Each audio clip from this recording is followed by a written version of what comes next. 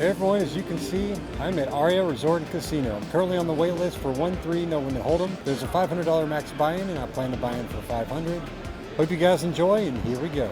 Okay, this is the first recordable hand of the session. I'm in the middle position and I look down at King Jack offsuit. This is a pretty loose open for middle position, but what I observed so far was that this table was pretty tight, so I wanted to widen my opening range a bit. In this hand I opened for $12 and the big blind is the only one that makes the call. So we are heads up to a flop which is 6-10-7 with two spades. The big blind checks and I put out a feeler c-bet here of $10 and he makes the call. His range is going to be pretty wide here from the big blind, so it's entirely possible he's connected with the board so far. He could have a 10, he could have a 6, or possibly 8-9. The turn is the 6 of clubs. The big blind checks and I check as well. Not much going on with this texture so far with my overcards. The river is the 3 of diamonds. This time the big blind bets $30. Don't see any reason to call here with my king high, so I make the fold.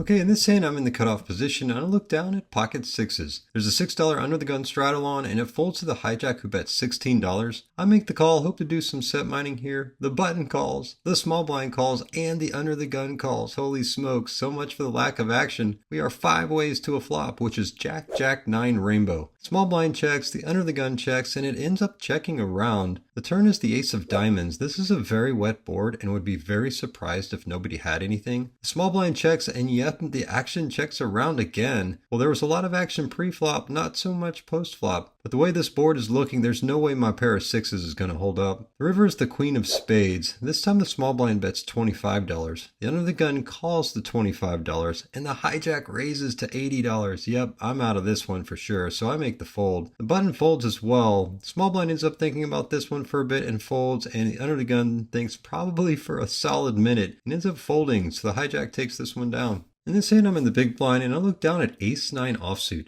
The under the gun opens for $10. The hijack initially throws in $13 and didn't see the under the gun's opening raise, so he took 3 of his dollars back. Cutoff calls the $10, the small blind calls, and I make the call as well. This really isn't that good of a hand to play multi-way, but I wanted to get my VPIP up a bit. So we are 5 ways to a flop, which is 10-6 ace with 2 clubs. The small blind checks, I check to the 2 pre-flop aggressors, and it ends up checking around. The turn is the queen of spades. This time the small blind bets $33. Okay, I've got a pair of aces, but there's a lot that could beat me here, and there's still a lot of players in the hand. A better ace, king jack, 2 pair all can beat me here. I just don't think my 1 pair is going to hold up. Feels a bit nitty, but I let this one go. The under the gun then raises to $70. Okay, so this makes me feel a bit better. The hijack folds, the cutoff folds, and the small blind ends up folding as well, so the under the gun player takes this one down. I'm thinking he likely either had king jack here or 2 pair for sure, or possibly even a set, so I'm glad I folded when I did.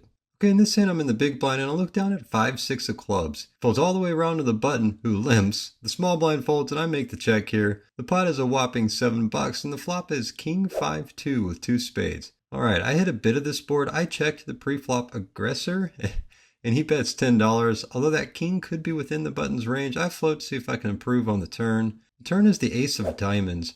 I check and this time the button bets $15, so he's telling a story here. He could have something like king 10 or king jack or maybe king 9. Could be on a flush draw as well. I don't think my 3rd pair here is going to fly based on how this hand's been played, so I end up making the fold.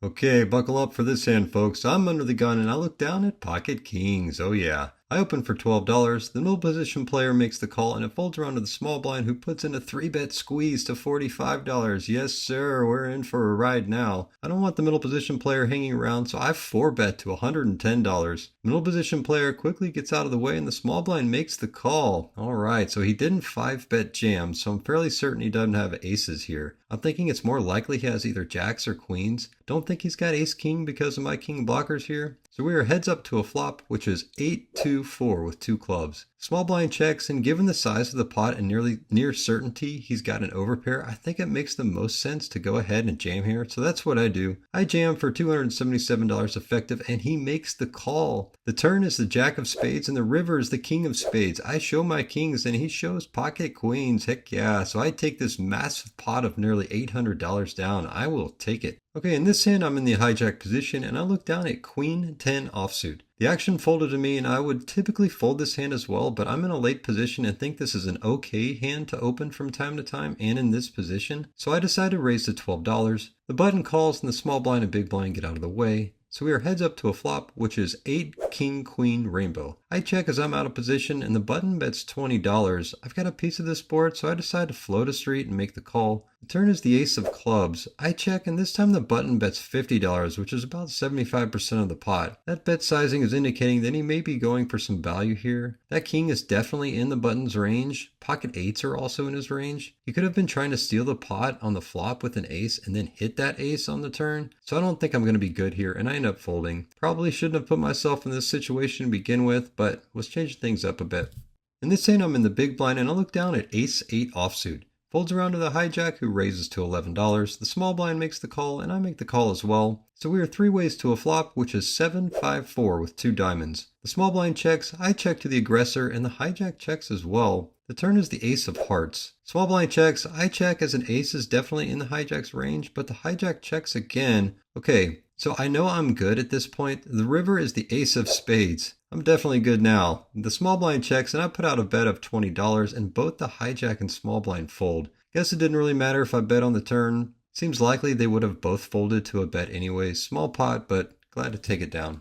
Okay, in this hand I'm in the big blind again and I look down at queen 10 offsuit. The middle position player limps, the button limps, the small blind completes and I make the check here. If this was suited, I'd consider putting in a raise. There are 4 ways to a flop, which is queen 8-10 rainbow. Okay, this is looking pretty good here. Top 2, I will take it. This is also a flop that is likely to hit the limper's ranges a bit. Small blind checks, I put out a bet of $10. The middle position player calls, the button calls, and the small blind folds. So we are 3 ways to a turn, which is the queen of clubs. Doesn't get much better than that. I put out a bet of $20. Don't want to go too high and want to keep at least someone in the pot, but both players end up folding. Dang. Players starting to become a bit tight these last few rotations. Another small pot again, but I'll take it. In this hand we're 6-handed. I'm under the gun and look down at pocket 7s. I open for $12 and the button is the only one that makes the call. His range is going to be pretty wide here with the exception of the premium ones, of course. So we are heads up to a flop, which is 6-ace-2 with 2 clubs. I check as I'm out of position and the button checks as well, so this is telling me he likely doesn't have an ace and my 7s are likely ahead here. The turn is the 3 of hearts. It's time to start putting some money into this pot, so I bet $10 and the button makes the call. So it could be on a club draw or he could have paired the 6 on the board possibly. The river is the 9 of hearts. I bet $15 and the button ends up folding pretty quickly, so he likely either missed his draw or had a small pair. Glad to take another pot down, but getting kind of restless with these small pots. Guess I got a bit spoiled on that pocket king's hand from a bit ago. Well, next hand isn't going to be so small. Okay, in this hand I'm in the cutoff position and I look down at ace-queen offsuit. The low jack limps and I'm definitely bumping this one up, so I raised to $15. Small blind calls and the low jack makes the call as well. We are 3 ways to a flop, which is ace-3-2 rainbow. Small blind leads for $15 and the low jack gets out of the way. Given the small blind just called my raise pre-flop, he's not going to have a strong ace here. It's possible he's trying to use the ace on the board as a scare tactic to try to take the pot down right now. I of course make the call. Turn is the 8 of hearts. This shouldn't change much and the small blind leads again, this time for $20. This is a pretty small bet in relation to the size of the pot and I consider putting in a raise, but I end up making the call. River's the ace of diamonds. The small blind leads again and again for $20. This is now tiny in comparison to the pot size, so this is telling me he does have a pretty weak ace here. I'm 100% putting in more money into this pot, so I raise to $75 and he quickly makes the call. I show my ace queen and he shows ace 10 and I take this pot down of over $250.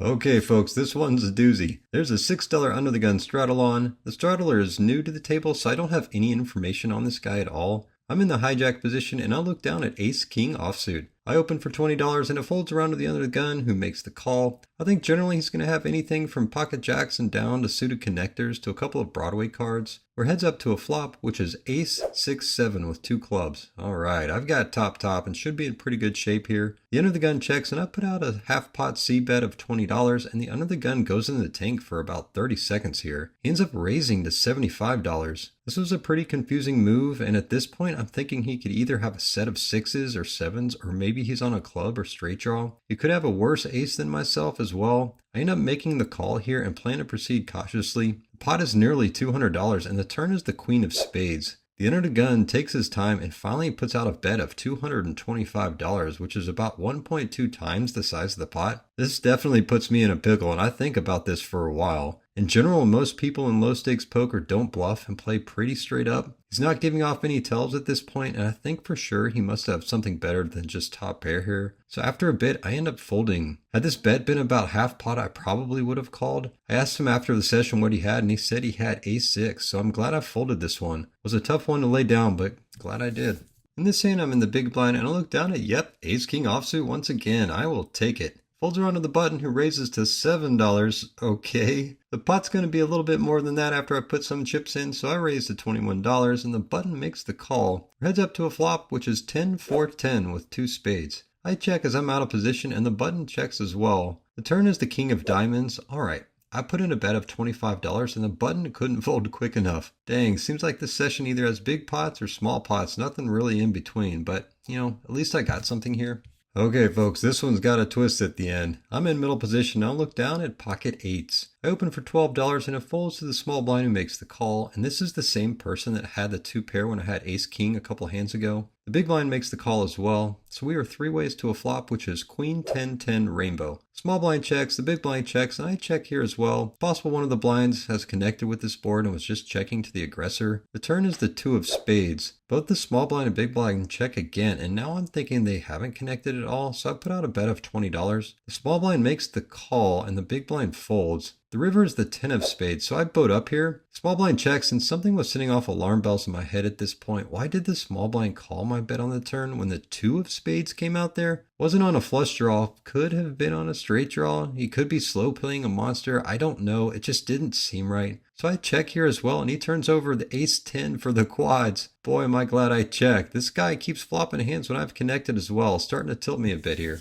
Okay, this is the final hand of the session. I'm in the big blind and I look down at king 10 offsuit. The low jack limps, the cutoff raises to $15, and yep, this is the same villain that made the quads and had that 2 pair when I had ace king. Small blind calls and I make the call as well with my 2 broadways. We're 4 ways to a flop, which is 9-3-5 with 2 spades. Small blind checks, I check, the low jack checks, and the cutoff bets $25. Small blind folds, I make the calls, I still have a couple of overs and some backdoor potentials here, and the low jack makes the fold. So we're heads up to a turn, which is the 10 of hearts, alright. So now I've got top pair, pretty strong kicker. I check to the aggressor, and this time he bets $45. I make the call, but worried a tad he's got an overpair here. He hasn't had an opportunity to raise anyone yet, so I think it's possible he could have jacks or queens. The river's the queen of diamonds, so it's unlikely he's got queens here. I check, and the cutoff checks as well. At this point, I think I might be good. I show my king 10, and the cutoff shows ace 10, and I get coolered here again, and by this same guy. At this point, I'm about as tilted as it gets and decide I've had enough, so I take off at this point.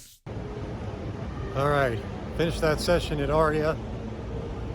Was in for 500, got up to about $850, $860 at one point. Then that villain showed up, lost a few pots to that guy, and pretty frustrating. Got a little tilted. Ended the session at 557, so positive of $57. I don't think I needed to stay there any longer after being a little bit tilted. So now I'm up and head on to someplace else. Thanks for watching. Please like and subscribe, and have a good one.